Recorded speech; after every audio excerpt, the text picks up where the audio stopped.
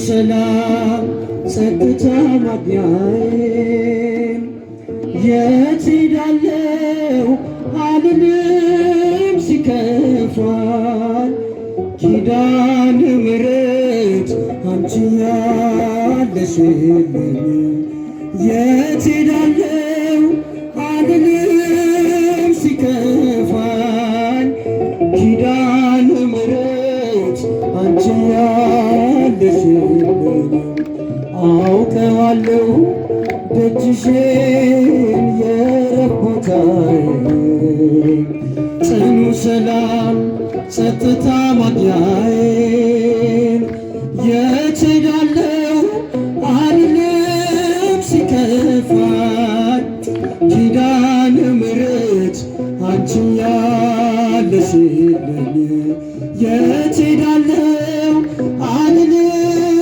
ሲከፋኝ ኪዳነ ምሕረት አንቺ ያለሽልኝ ከአጸደ መቅደስሽ ከሰማይ ስር ዕረፍቴ በዚያ ነው በቅዱሱ ደብረ ከተራራው አናት ከደጅሽ መጥቼ ሰምሮልኛል ስምሽን ጠርቼ ምስጢረኛዬም ምስጢረኛዬ ነሽ ምስጢረኛዬ ኪዳነ ምሕረት መጽናኛዬ ኪዳነ ምሕረት መጽናኛዬ አውቀዋለሁ ደጅሽን የዕረፍት ቦታዬ ጽኑ ሰላም የት ሄዳለሁ አልልም ሲከፋኝ ኪዳነ ምሕረት አንቺ ያለሽልኝ የት ሄዳለሁ አልልም ሲከፋኝ ኪዳነ ምሕረት ነሽልኝ አጠገቤ ጎኔ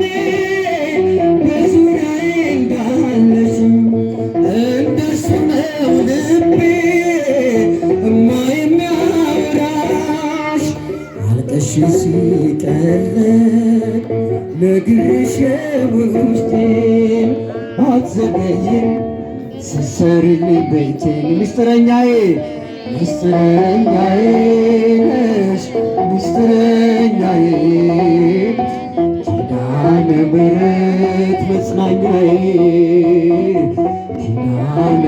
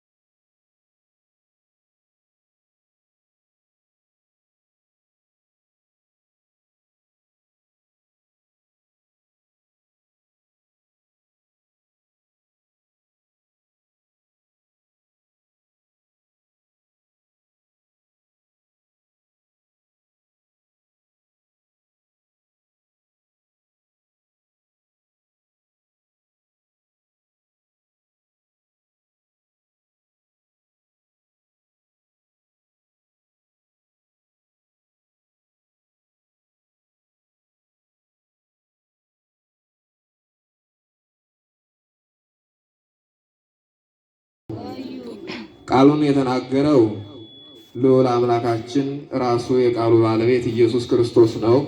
ቃሉ የተነገራቸው ደግሞ ለደቀ መዛሙርቱ ነው ማለት ነው። ቃሉን ጽፎልን የምናገኘው በላይም የተመሰለው ነገረ ሥጋዌን የሚናገረው ሐዋርያው ከ72ቱ ደቀ መዛሙርት የሆነው ቅዱስ ሉቃስ ነው እና የትምህርታችን ዓላማ የሚሆነው ኢየሩሳሌም ተብላ በምትጠራ በቤተ ክርስቲያን እንዲሁም ኢየሩሳሌም አማናዊት ኢየሩሳሌም የኢየሩሳሌም ከተማ ተብላ በምትጠራ በእመቤታችን አማላጅነት ጸንተን እንድንቆይ ማሳሰብ ይሆናል ማለት ነው። ጌታችን ኢየሱስ ክርስቶስ ከትንሣኤ በኋላ ለ40 ቀናት ያህል ለደቀ መዛሙርቱ እየተገለጸ ቃሉን ሲያስተምራቸው ሲያጽናናቸው ስለ ቤተ ክርስቲያን ስርዓት አስፈላጊውን ነገር ሲነግራቸው ሰንብቷል ማለት ነው። ለ40 ቀናት ያህል ማለት ነው። 40 ቀን የሆነበትን ምክንያት ስናይ ሙሴ ሕግ የምሰራልህ ነኝና ወደ ደብረ ሲና ውጣ ባለው ጊዜ እግዚአብሔር ሙሴ በደብረ ሲና ወጥቶ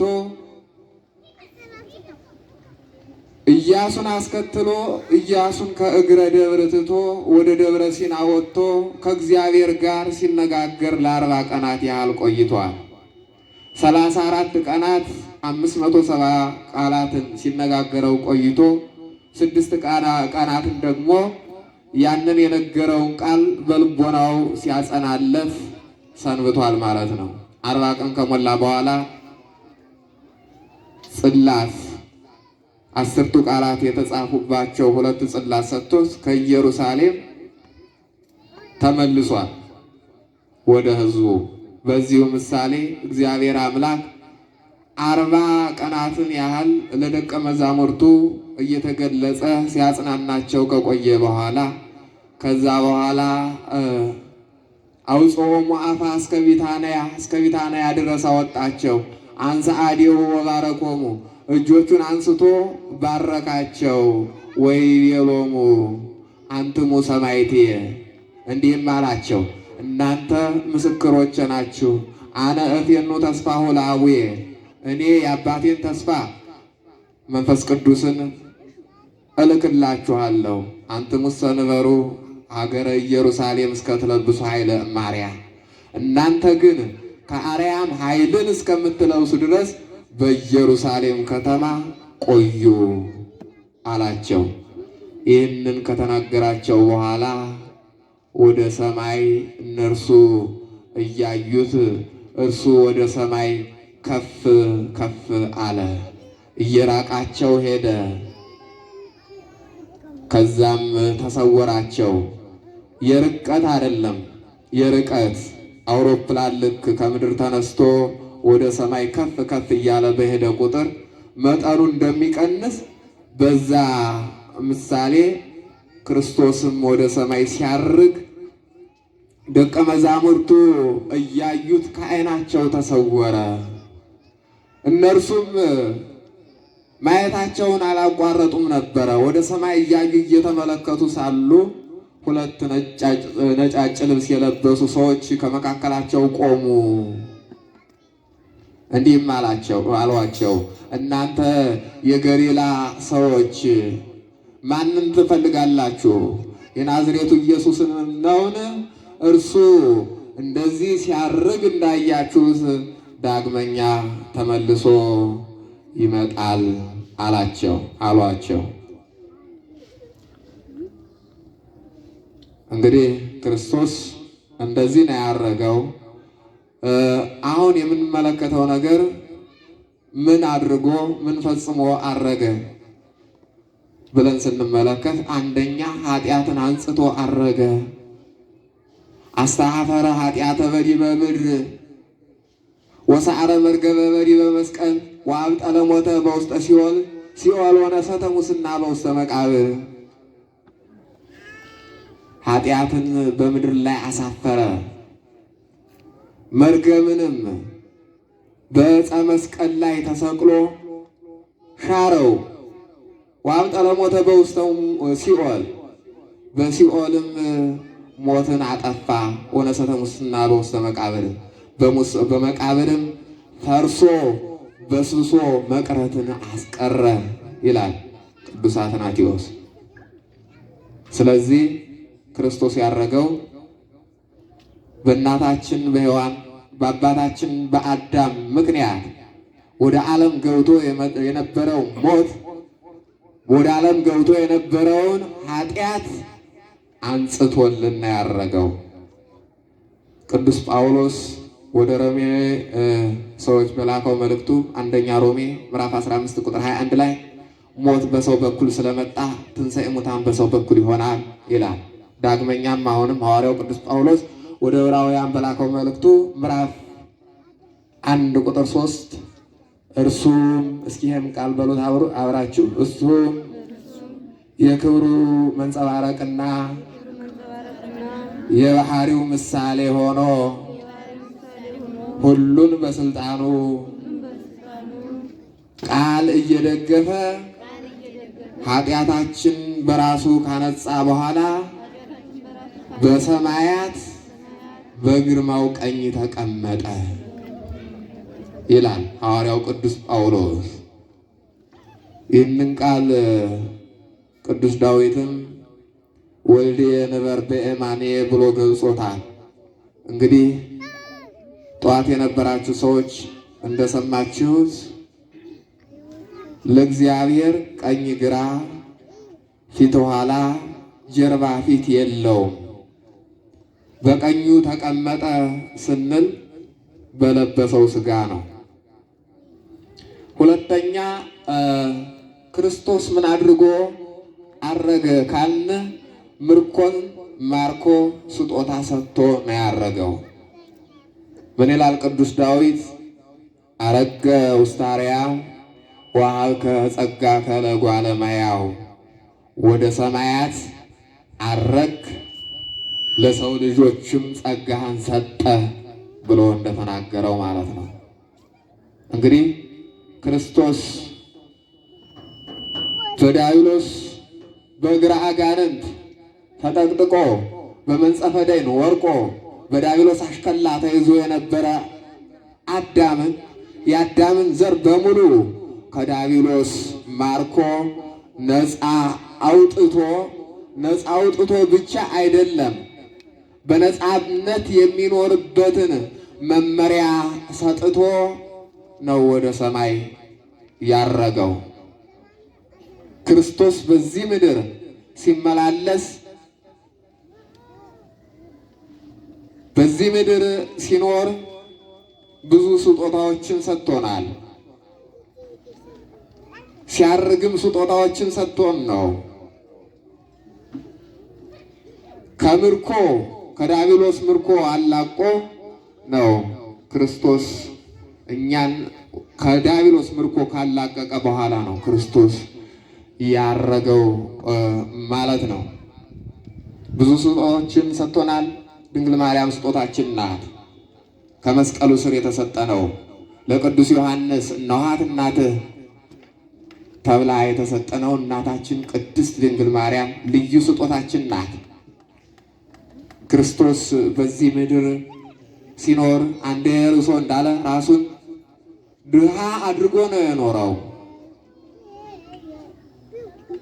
ራሱን የሚያስጠጋበት እንኳን የለውም ነበረ። ይህንንም ራሱ ተናግሯል። ነገር ግን ያለችው ገንዘብ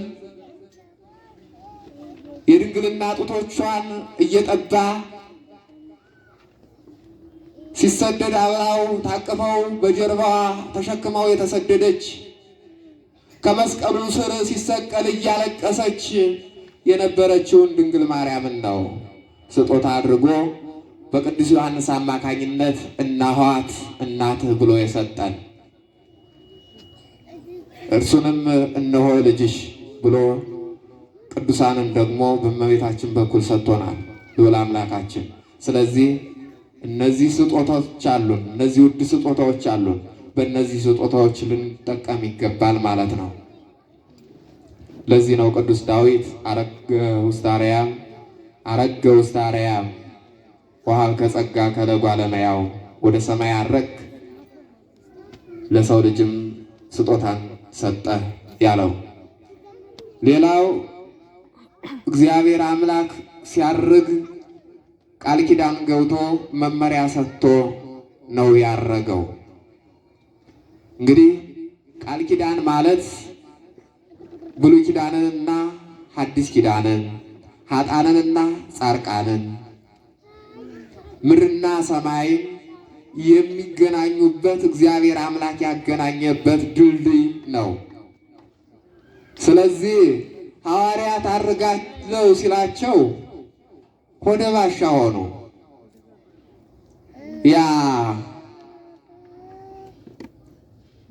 በቃና ዘገሊላ ሰርግ ወይኑን ሲባርክ ውሃውን ወደ ወይን ሲለውጥ ያዩት ጌታ ያ በመርከብ ሲሻገሩ ማዕበል ሲናወጥባቸው ማዕበሉን ጸጥ ያደረገላቸው ጌታ ያ ከነርሱ ጋር ሲመላለስ በደብረ ዘይት ተራራ ከዋለበት ውለው ካደረበት አድረው ሲያስተምራቸው የነበረው መምህራቸው ኢየሱስ ክርስቶስ ያ ከነርሱ ጋር በምድር ላይ እየተመላለሰ ድውዮችን ሲፈውስ፣ ለምጻሞችን ሲያነጻ፣ ሙታን ሲያስነሳ፣ አልዓዛርን ከመቃብር ሲያስነሳ ያዩት ጌታ እርሱ ሲያርግ ሆደ ባሻ ሆኑ። ሆደ ባሻ ባይሆኑ ነበር የሚገርመው። እንኳን እነርሱ አብረውት የኖሩትና ይህ ምድራዊ ጓደኛ እንኳን ሲለይ ይናፍቃል። ስለዚህ ሆደ ባሻ ሆኑ። ይህንን ሆደ ባሻነታቸውን ደግሞ በቃል ኪዳን አጽናናቸው። ምን አላቸው? ሂዱ ወደ አሕዛብ እየሄዳችሁ በአብ በወልድ በመንፈስ ቅዱስ ስም እያጠመቃችሁ ደቀ መዛሙርቴ አድርጓቸው። እነሆ እኔ እስከ ዓለም ፍጻሜ ድረስ ከእናንተ ጋር ነኝ፣ አልተለየውም። ይህንን እያለ ቃል ኪዳን ገብቶላቸው ነው ያረገው። ይህም ብቻ አይደለም። በዮሐንስ ወንጌል ምዕራፍ 14 ቁጥር 18 ላይ የሙት ልጆች ትሆኑ ዘንድ አልተዋችሁም፣ ወደ እናንተ እመጣለሁ እያለ ቃል ኪዳን ገብቶላቸው ነው ያረገው። ይህም ብቻ አይደለም። ከእናንተም ጋር ሳለው ይህንን ነገርኳችሁ፣ ነገር ግን አብ በስሜ የሚልከው የእውነት መንፈስ ጰራቅሊጦስ እርሱ ሁሉን ያስተምራችኋል፣ እኔ የነገርኳችሁንም ሁሉ እኔ የምሰጣችሁ ሰላም ዓለም እንደሚሰጣችሁ አይደለም። ልባችሁ አይደንግጥ፣ አትፍሩ። እኔ እንደምሄድ ወደ እናንተም እንደምመለስ ሰምታችኋል እያለ ቃል ኪዳን ገብቶላቸው ነው ያረገው። ይህንን ቃል ሲገባላቸው በደዌ በሕመም በእስራት በስደት እንዳይፈሩ ጨካኞች ሆኑ፣ ጥዋን ሆኑ፣ ስሙን ለዓለም መሰከሩ። ሌላው ክርስቶስ የነቢያትን ቃል ፈጽሞ ነው ያረገው። ነቢያት ስለ ኢየሱስ ክርስቶስ በዚህ ምድር ወርዶ 33 ዓመት ከ3 ወር ሲኖር እያንዳንዱ የሚያደርጋቸውን ስራ ተናግረዋል። ያንን የተናገሩትን ነቢያት የተናገሩትን ቃል ደግሞ ፈጽሞ ነው ክርስቶስ ያረገው። በድንግልና እንደሚወለድ ኢሳይያስ ናሁ ድንግል ትጸንስ ወትወልድ ወልደ ወትሰምዮ ስሞ አማኑኤል 7:14 ኢሳይያስ እነሆ ድንግል በድንግልና ትጸንሳለች፣ ወንድ ልጅም ትወልዳለች፣ ስሙንም አማኑኤል ትለዋለች እያለ ኢሳይያስ የተናገረውን ቃል ፈጽሞ እንዲሁም ኢሳይያስ በተጨማሪም ከ700 ዓመት በፊት ሆኖ ያላየውን እንዳየ ያልተደረገውን እንደተደረገ እንደነበረ አድርጎ ሕፃን ተወለደልን፣ ወንድ ልጅም ተሰጠን እያለ ተናግሯል። ሲወለድ ሰብአ ሰገል ወርቁን፣ ዕጣኑን፣ ከርቤውን እንደሚያመጡለት እንደሚገብሩለት ቅዱስ ዳዊት ነገሥተ ተርሴስ ወደ እሰያት አማ ያበውኡ ነገሥተ ሳባ ወዐረብ ጋዳ ያመጽኡ ብሎ ተናግሯል። የተርሴስ ሰዎች እጅ መንሻን ያመጡለታል እያለ ማለት ነው። እንደሚሰደድም ግብፅ ጸወይኩ ጎለ ወልድየ ለክብረ ቅዱሳን እያለ ዖዝያን ተናግሯል። እንደሚጠመቅም ቅዱስ ዳዊት ባሕርን ኒሮየት ወጎየት ወዮርዳኖስም ይገባ ድሬሁ ባሕር አይታ ተሸሸች፣ ዮርዳኖስም ወደ ኋላ ተመለሰ። ከግርማ መለኮቱ የተነሳ ባሕር እንደፈራች እንደሸሸች ቅዱስ ዳዊት ተናግሯል ማለት ነው። እንዲሁም እንደሚቸነከር ቀናውኒ ደዌ ወገርየ ወለቁ ኩሉ አዕጽምትየ እጆቼን እግሮቼን ቸነከሩኝ አጥንቶቼንም ቆጠሩ እያለ ቅዱስ ዳዊት ተናግሯል ማለት ነው። መራራ ሐሞትን እንደሚጠጣ ወደ ሐሞተ ውስተ መብልየ በመብልየ ላይ ሐሞትን ጨመሩበት እያለ ተናግሯል ቅዱስ ዳዊት። መከራን እንደሚቀበል እንደ ነቢዩ ኢሳይያስ ጀርባዬን ለግርፋት ሰጠው ፊቴንም ከኀፍረት ምራቅ አልመለስኩም እያለ ቅዱስ ኢሳይያስ የተናገረውን ሌሎቹም ነቢያት የተናገሩትን የነቢያትን ቃል ፈጽሞ ነው ያረገው። ስለዚህ ሲያርግ ደግሞ ለሐዋርያቶች ምን አላቸው? አንትሙሰ ነበሩ ሀገረ ኢየሩሳሌም እስከ ትለብሱ ኃይለ ማርያም፣ እናንተ ግን ከአርያም ኃይልን እስከምትለብሱ ድረስ በኢየሩሳሌም ከተማ ቆዩ ብሏቸዋል። እዚህ ላይ አሁን ኢየሩሳሌም የተባለች ማን ነች የሚለውን አይተን ትምህርታችንን እንጨርሳለን። ኢየሩሳሌም የተባለች ቅድስት ቤተ ክርስቲያን ናት። ኢየሩሳሌም የተባለች እመቤታችን ቅድስት ድንግል ማርያም ናት። ቅድስት ቤተ ክርስቲያን ኢየሩሳሌም ትባላለች። ቅዱስ ያሬድ እንዲህ ይላታል፣ ሐረገ ወይንን ተበምድር ሥራው ይሃወ በሰማይ ጹቂሃ። ስሮቿ በምድር የተተከሉ የወይን ሐረግ፣ ቅጠሎቿ ግን በሰማያት ያሉ ብሎ ይገልጻታል። የሚገርም አገላለጽ ነው። በቅድስት ቤተ ክርስቲያን የምትሰሙት ቅድም አባታችን የዘመሩት ዝማሬ ከላይ መላእክቶች ይዘምሩታል። በቅድስት ቤተ ክርስቲያን የሚቀደሰው ቅዳሴ ሱራፌል ኪሩቤል ይቀድሱታል። በቅድስት ቤተ ክርስቲያን የሚከናወነው ስርዓት የሰማይ ስርዓት ነው። ለዚህ ነው ቅዱስ ያሬድ ሐረገ ወይንን ተበምድር ሥራው ይሃወ በሰማይ ጹቂሃ ብሎ የተናገረው ማለት ነው።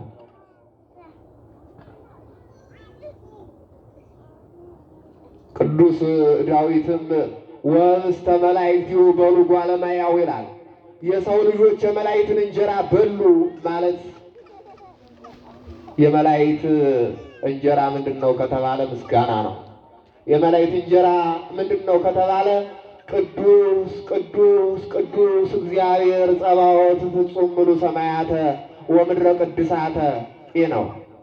ቅዱስ ቅዱስ ቅዱስ ተብላ የምትመሰገን አሸናፊ እግዚአብሔር እያሉ ዘወትር 24 ሰዓት ሲያመሰግኑ ነው የሚኖሩት። ምግባቸው እርሱ ነው፣ ምስጋና ነው።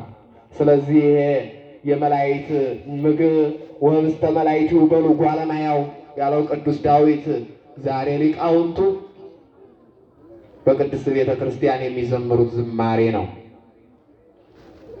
ስለዚህ ቅድስት ቤተ ክርስቲያንን ይላታል ኢየሩሳሌም ብሎ ይጠራታል።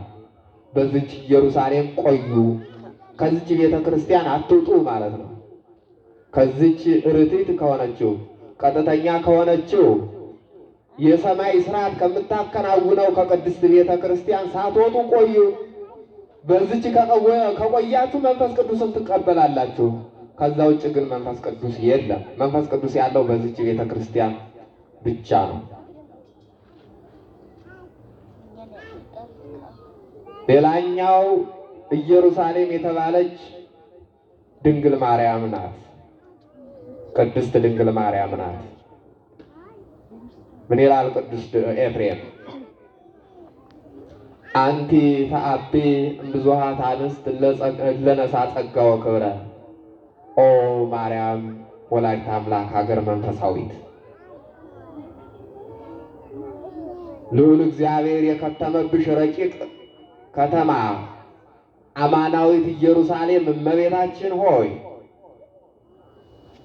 ክብር፣ ጸጋ፣ ልዕልና፣ ቅድስና ካላቸው ሴቶች ይልቅ አንቺ ትበልጫለሽ ብሎ ቅዱስ ኤፍሬም በውዳሴ ማርያም ተናግሮታል ማለት ነው። ሊቃውንቱ ይህን ሲተረጉሙ እመቤታችን ስለምን መንፈሳዊት ሀገር አላት ብለው ሲተረጉሙ በከተማ ንጉሥ ዙፋኑን አድርጎ ይኖርባታል። በእመቤታችንም የሰማይና የምድር ንጉሥ የሆነው አምላካችን ኢየሱስ ክርስቶስ 9 ወር ከ5 ቀን ማኅፀኗን ዙፋን አድርጎ ኖሯል።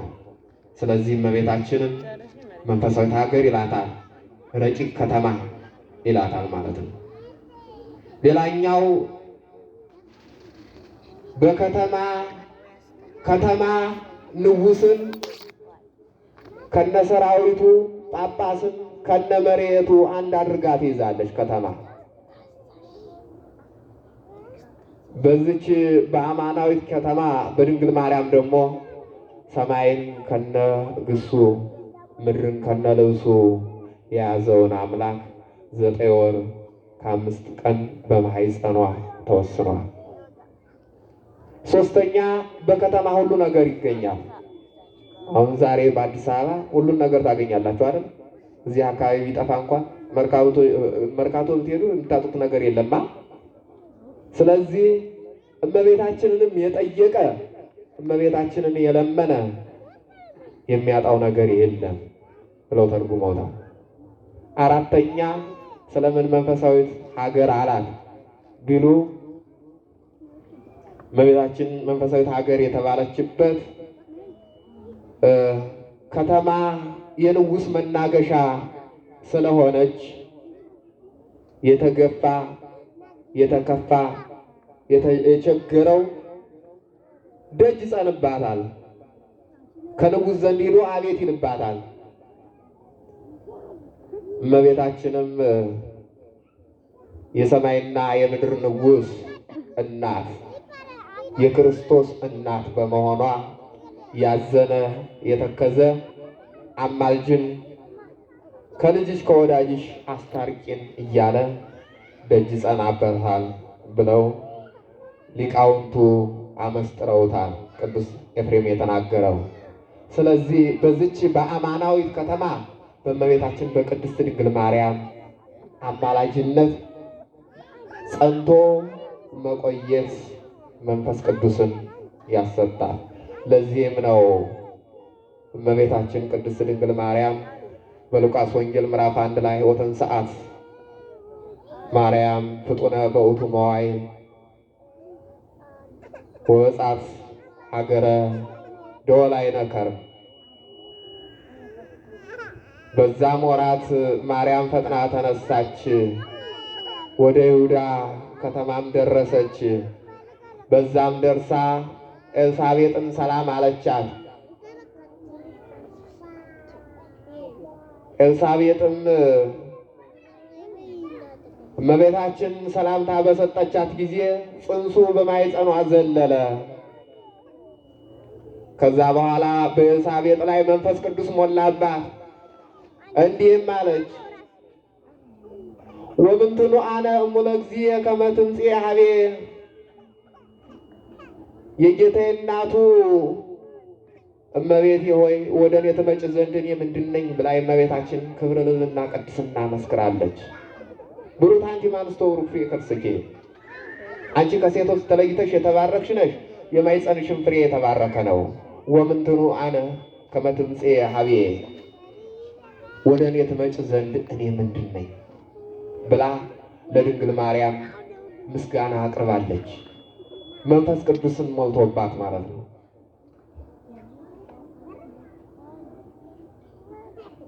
ከእግዚአብሔር ተልኮ የመጣው ገብርኤልም ብሩታንቲ ማንስቶ ብሩክ ፍሬ ከርስኪ እያለ ሲያመሰግን አይተናል። ስለዚህ በዚች ከተማ መቆየት መንፈስ ቅዱስ ያደረበት ሰው እመቤታችን ያመሰግናል። መንፈስ ቅዱስ ያደረበት ሰው ለእመቤታችን የጸጋ ስግደት ያቀርባል። ጽንሱ እኮ በማኅፀኗ ዘሏል። የ6 ወር ጽንስ የነበረው እኮ ዮሐንስ ለእመቤታችን ሰግዷል። ዛሬ ብዙዎች ለእመቤታችን አንሰግድም የሚሉ አሉ። እነዚህ ከአማናዊቷ ከተማ ከኢየሩሳሌም የወጡ ናቸው። መንፈስ ቅዱስን አይቀበሉም። በእነሱ ያለው ሌላ መንፈስ ነው። መንፈስ ቅዱስን የሞላባቸው ማነ ኤልሳቤጥ ድንግል ማርያምን ምን እያሉ ሲያመሰግኑ እንዳመሰገኑ አይተናል። ስለዚህ መንፈስ ቅዱስን ለመቀበል በእመቤታችን አማላጅነት ማመን ያስፈልጋል ማለት ነው። ነገር ግን በእመቤታችን በቅድስት ድንግል ማርያም አማላጅነት አምነን በምልጃዋ ተጠብቀን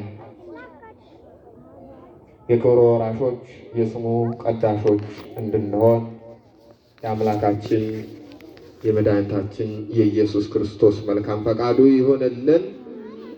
ነገር ግን ከአርያም ኃይልን እስከምትለብሱ ኢየሩሳሌም ከተማ ቆዩ። እግዚአብሔር ወለወላዲቱ ድንግል ወለመስቀሉ ክቡር ይቆየን።